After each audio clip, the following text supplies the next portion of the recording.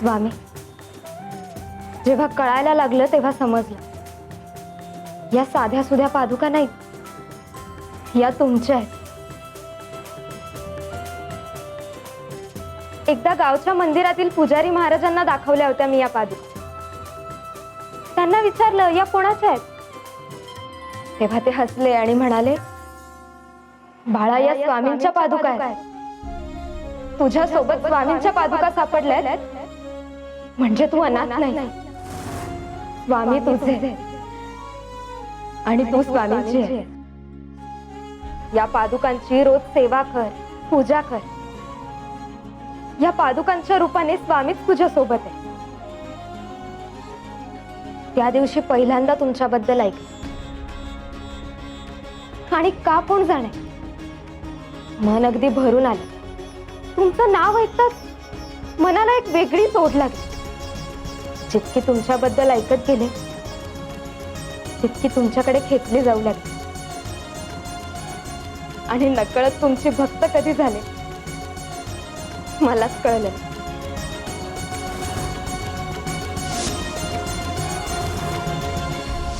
तुमच्या प्रत्यक्ष दर्शनाची इच्छा तर मनात रोजच असते स्वामी.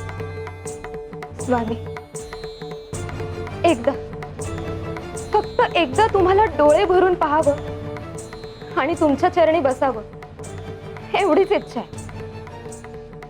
पण हे कधी घडेल हे तुम्हालाच माहिती. तोपर्यंत या पादुकांच्या रूपातच तुमचं रूप मानून तुमची सेवा करायची असं ठरवलं होतं. पण आज गुरुपौर्णिमेचा पवित्र महिना सुरू झाला. गुरु भक्तीचा महिना, गुरु सेवेचा महिना.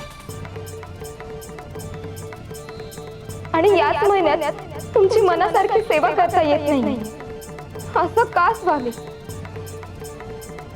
माझ्याकडून अशी कोणती चूक झाली? मी अनाथ आहे, माझं या जगात कोणीच नाही. हे दुःखही स्वीकारलं. माझ्या वाट्याला सुखच नाही हेही मान्य केलं. अपमान, कष्ट, उपेक्षा हे सगळं स्वीकारत गेले. आणि याबाबत माझी कुठली तक्रारही नाही. फक्त तुमची मनासारखी सेवा करता यावी एवढीच इच्छा होती. एवढंसही सुख माझ्या नशिबात नाहीये. स्वामी, माझं नशीब इतकं वाईट का आहे?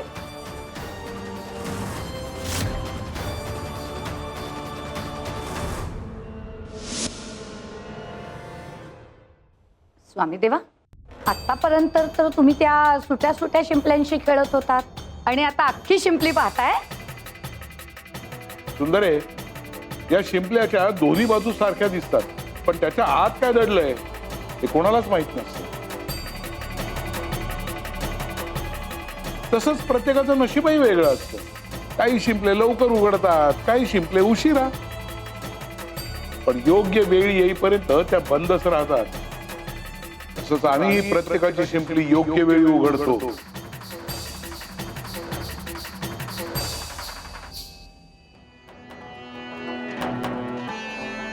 मी पण मूर्ख आहे, किती वेडा आहे मी. माझ्या स्वामींपर्यंत पोचला हेच महत्वाचं आहे. सेवा त्यांच्यापर्यंत पोचली हे माझं भाग्यच नाही का? मी दिला काय आणि कपिलताईने दिला काय, त्याने काय फरक पडतो? हे धोंडोबा थांब. कपिलताई, मला खरंच काही फरक पडत नाही. रानभाज्या मी आणल्या, श्रेय तुम्ही घेतलं, याचं मला अजिबात दुःख नाही. पण हे तुमच्यासाठी ठीक नाही. दुसऱ्यांच्या सेवेचं श्रेय घेणं ही सुद्धा एक प्रकारची चोरीच आहे आणि अशी चोरी बरी नव्हे. बरोबर आहे, मला नको शिकव. अशी चोरी बरी नव्हे. आणि काय रे, आम्ही आहोत ना म्हणून तुमच्यासारख्या भक्तांना स्वामींचं दर्शन घडतं. नाही तर बसला असत तटकळत, स्वामी कुठे, स्वामी कधी भेटणार करत. त्याचं थोडस श्रेय घेतलं काय जातं रे तुझं? आला मोठा सांगायला. हे बरे नव्हे. आणि या गे तुझ्या शिंपल्या. तसाही त्याचा काय फायदा नाही आम्हाला. स्वामींनी दिल्यात ना, तूच वापर त्या. कपिलताई, स्वामींनी दिलेली कुठलीही गोष्ट निरुपयोगी नसते.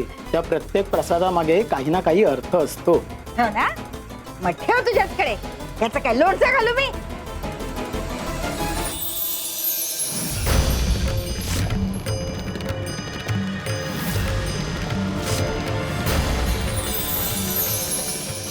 अरे हे काय?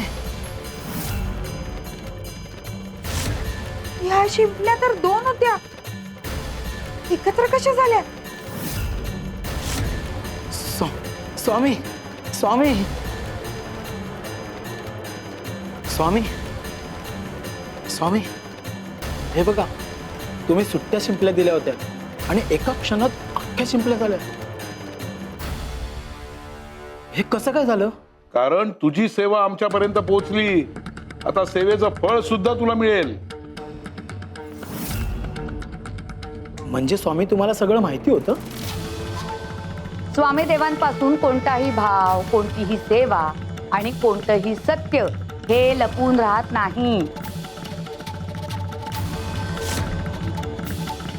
आपण काय अर्पण करतो त्यापेक्षा कोणत्या भावनेनं अर्पण करतो हे स्वामीदेव पाहतात.